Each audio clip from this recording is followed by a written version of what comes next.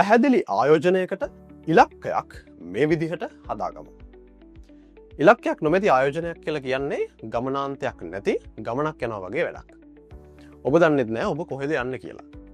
ඒක හින්දා ඉලක්කය කියන දේ අත්‍යවශ්‍ය සාධකයක්. මේ ඉලක්කය අපි කොහොමද ස්මාර්ට් ඉලක්කයක් බවට පරිවර්තනය කරගන්නේ? මේ බලන්න. ඔබ අද දවසේ මෙන්න මෙහෙම හිතනවා. මෙන්න මෙහෙම ඉලක්කයක් ඔබ හදාගන්නවා. මොකක්ද ඔබේ ඉලක්කය? මම මුදල් ඉතුරු කරනවා. ඒක තමයි ඔබේ ඉලක්කය. දැන් මෙන්න මේ ඉලක්කය බලන්න. මම මාස 12කින් ලක්ෂ 5ක් ඉතුරු කරනවා. මෙන්න මේකට තමයි ස්මාර්ට් ඉලක්කයක් කියලා කියන්නේ. බලන්න මේ ඉලක්කය ඇතුලේ මුදලක් තිබුණා. ඒ වගේම කාලවකවානුවක් තිබුණා. වැදගත් වෙන්නේ මේකේ ඉවරයක් තියෙනවා. මේක ඉවර වෙන දවසක් තියෙනවා. ඒක ඔබ දන්නවා. ඒ වගේම ඒ ඉවර වෙන දවසට ඔබේ මුදල ඉතුරු කරගත්තොත් එතනින් ඔබ සාර්ථක වෙනවා කියන එකත් ඔබ දන්නවා. මෙන්න මේකට තමයි ස්මාර්ට් ඉලක්කයක් කියලා කියන්නේ. මේ ස්මාර්ට් ඉලක්කයක් තව සපුරගන්න මේක ප්‍රායෝගිකව යොදා ගන්න අවශ්‍ය කරන පියවර දෙකක් ගැන දැන් අපි කතා බහ කරමු. පියවර අංක 1. මේ ඉලක්කයන් ඔබේ ජීවිතය සමග ඈඳ ගන්න උත්සාහ කරන්න. ඔබේ ජීවිතයත් එක්ක මේවා ගලප ගන්න උත්සාහ කරන්න. උදාහරණයක් විදියට ඔබට පුළුවන් ආරක්ෂක අරමුදලක් සඳහා ඉලක්කයක් ඇති කරගන්න. මේකෙන් වෙන්නේ මොකද්ද? ඔබට කවදාවත් ණය වෙන්න අවශ්‍ය වෙන්නේ නැහැ. මේ ආරක්ෂක අරමුදල ඔබ සතුව තියෙන හින්දා. දෙවැනියට ඕනනම් ඔබට පුළුවන් කිසියම් දරුවෙක් අධ්‍යාපනය හදාරනවා නම් ඔහු වෙනුවෙන් අධ්‍යාපන අරමුදලක් ඇති කරගන්න.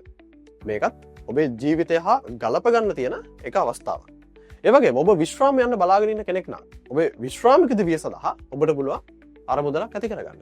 මෙන්න මේ විදිහට ඔබේ ජීවිතයත් එක්ක මේ ඉලක්කයන් ගෙන යාම තුළින් ඔබට පුළුවන් මේකේ ප්‍රායෝගිකත්වය වැඩි කරගන්න. පියවර අංක 2. ඇත්තටම අපිට මේ වැඩේ කරන්න පුළුවන්ද කියන ප්‍රශ්නය ඔබෙන් අහලා බලන්න. දැන් අපේ ඉලක්කය උනේ මාස 12කින් ලක්ෂ 5ක් ඉතුරු කරන එක. එතකොට මේක අපි මාසයකට ගානේ කඩාගත්තොත් එහෙම මාසයකට ඔබට රුපියල් 42000ක් විතර ඉතුරු කරන්න සිද්ධ වෙනවා. දැන් ඔබ ඔබෙන් අහලා බලන්න ඇත්තටම මේක කරන්න පුළුවන්ද තමන්ට? ඒක කරන්න පුළුවන් නම් ප්‍රශ්නයක් නැහැ. ඒත් ඔබට ඒක කරන්න බැරි නම් ඔන්න ඔබට තව විකල්ප මාර්ග දෙකකට යොමු වෙන්න සිද්ධ වෙනවා. පළවෙනි එක තමයි ඔබට පුළුවන් ඔබේ අතිරික්තය වැඩි කරගන්න. අතිරික්තය ගැන අපි කලින් වීඩියෝ එකේ කතා කරා. ඔබේ ආයෝජන අතිරික්තය ගැන. ඒ ආයෝජන අතිරික්තය වැඩි කිරීම තුළින් ඔබට මේක සාර්ථක කරගන්න පුළුවන්. ඒ වගේම විකල්ප අංක 2. ඔබට පුළුවන් මේ කාලරාමුව දීර්ඝ කරගන්න. දැන් අපි කිව්වේ මාස 12කින් ලක්ෂ 5ක් ඉතුරු කරනවා කියලානේ. අපි මේක දාගන්නවා මාස 24කින් ලක්ෂ 5ක් ඉතුරු කරනවා කියන කාලරාමුවට.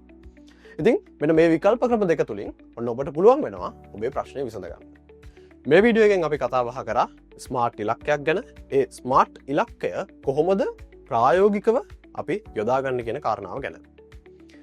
ඉලක්කය ස්මාර්ට් වෙන තරමට තමයි ඒ ප්‍රගතිය ඔබට පේන්න පටන් ගන්න. හොඳින් මතක තියාගන්න. සීමාවක් නැති ඉලක්කයක් කියන්නේ එක පැතුමක් විතරයි. කැන්මා අපි උත්සාහ කරන්නේ ඒ හීනයට පණ දෙන්න. ඒ හීනයට අවශ්‍ය කරන දැනුම ඔබ සමග බෙදා හදා ගන්න. එහෙනම් අදට සමු ගන්නවා. තවත් මේ වගේම වීඩියෝ එකකින් හම්බෙමු.